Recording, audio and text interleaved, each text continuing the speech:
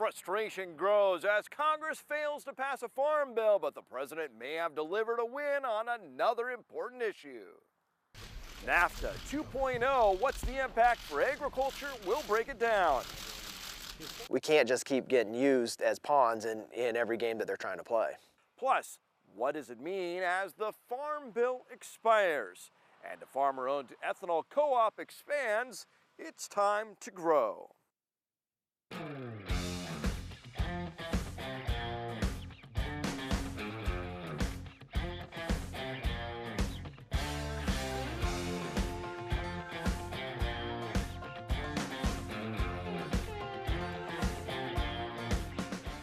Welcome to Grow. We begin with harvest, where the weather continues to put a damper on things. While some corn producers are still able to pick during this damp weather, others are at a standstill. Many dryland bean producers were able to pick for a while Wednesday thanks to that record heat, but farmers say it's a percentage game right now with the moisture affecting both corn and bean harvest, and high winds can be just as bad.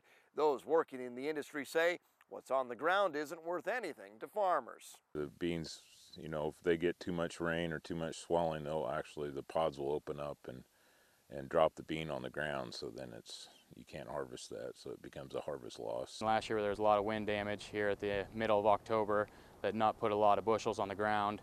I think a lot of guys have that in the back of their minds, and they're hoping they don't have to deal with that this year. That's why they want to get these combines rolling again.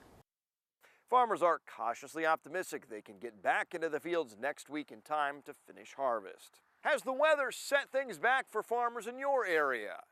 That's the subject of our poll question. Follow Grow on Twitter to cast your vote.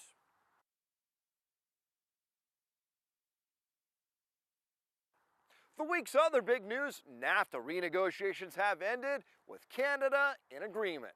The new treaty will now be called the United States-Mexico-Canada Agreement. The deal allows greater U.S. access to Canada's dairy market and addresses Canadian concerns about the threat of U.S. auto tariffs. The agreement was expected to be submitted to Congress, and then a 60-day review period begins before President Donald Trump can sign it. During that time, Congress can also suggest changes and must approve any final trade deal. Senator Deb Fischer tweeting reaction saying, quote, "Mexico and Canada are Nebraska's two largest trading partners. It's encouraging to see that our three nations have renegotiated a modernized NAFTA. As a member of the Senate Ag Committee, I will thoroughly review this agreement to ensure it provides good opportunities for Nebraska producers who feed the world." Governor Pete Ricketts also praising the deal in his words, quote, "These two countries are top customers for Nebraska and are critical markets for growing trade opportunities," end quote.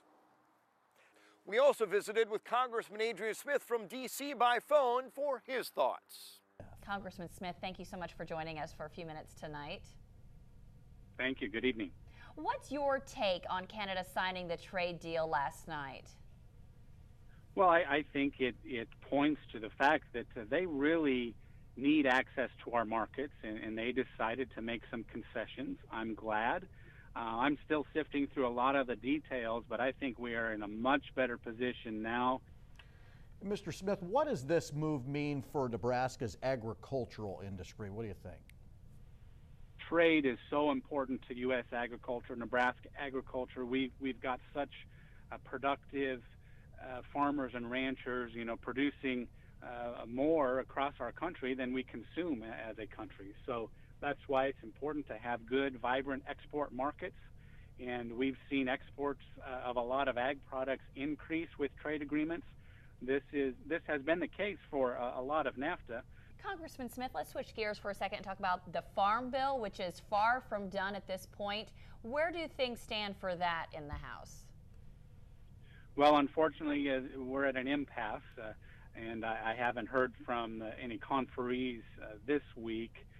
A lot of big news in D.C. One of those was what didn't happen as Congress failed to pass the Farm Bill by last Sunday's deadline. That could have implications on Main Street and the farm.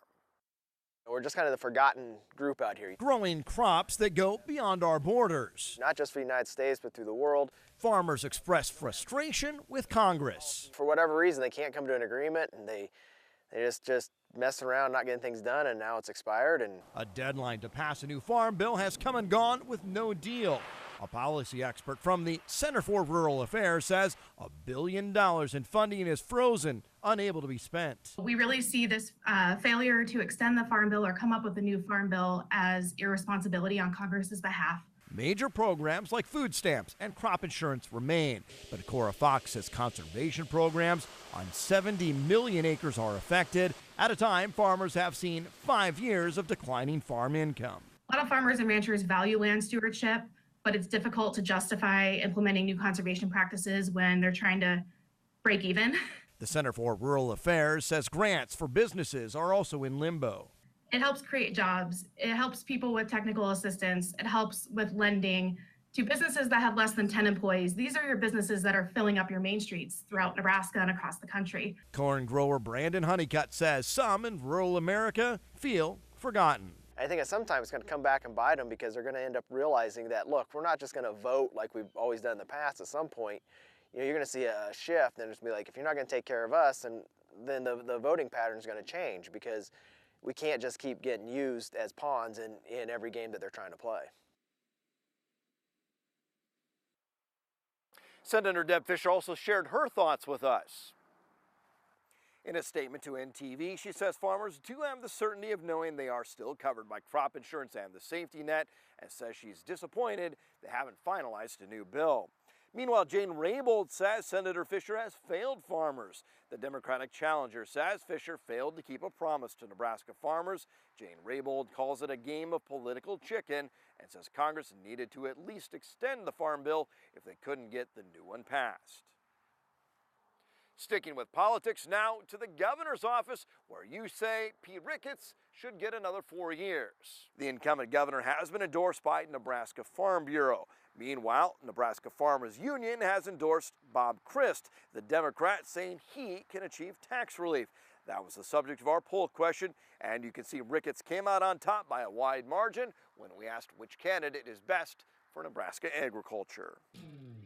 The Nebraska ethanol industry welcomes a new leader. We will meet her up next, and later how ethanol is helping create opportunities right here in central Nebraska.